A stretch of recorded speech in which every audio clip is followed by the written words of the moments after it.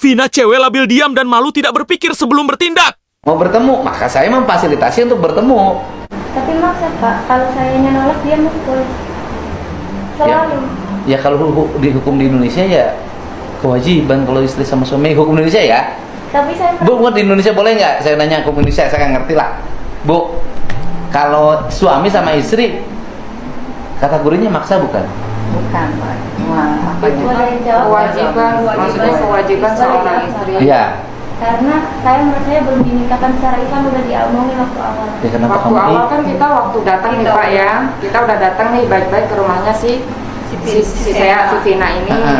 Kita udah pernah ngomong, nanya ke si Seanya, ke si Vina ini, kata kita, Aku nggak merasa Pak, apa namanya, kita mau nikah di Indonesia dulu apa enggak? Terus paman kamu pernah bilang katanya nggak usah. Terus kamu juga sendiri bilang katanya nggak usah, mau nikah di Cina aja. Kalau aku nggak merasa menjawab itu. Maksudnya kita ingat, kamu bilang kayak gitu Enggak, waktu itu pernah waktu sama si Ame. Enggak, kalau paman memang paman mengakui pernah menjawab seperti itu. Enggak, gini. Pertanyaan saya satu. Dulu kenapa kamu tidak nikah di Indonesia secara Islam? Kan ditanya waktu itu Pak, nikahnya di mana? Dia bilang di Cina. Oke. DPR, gitu. Bukan, pertanyaan saya gini. Ini kan kita ini, saya nanganin ginian banyak. Maksud saya ingin setiap objek itu jujur. Gitu loh. Jadi saya ingin setiap objek itu jujur, karena memusingkan pemerintah kalau nggak jujur. Karena kan ujungnya pemerintah juga yang nanganin. Gitu loh.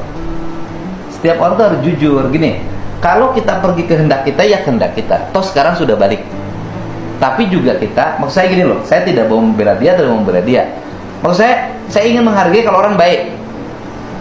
Ya Bu ya, kalau orang baik. Ya misalnya, walaupun orang Cina, ya kalau baik harus kita hormatin.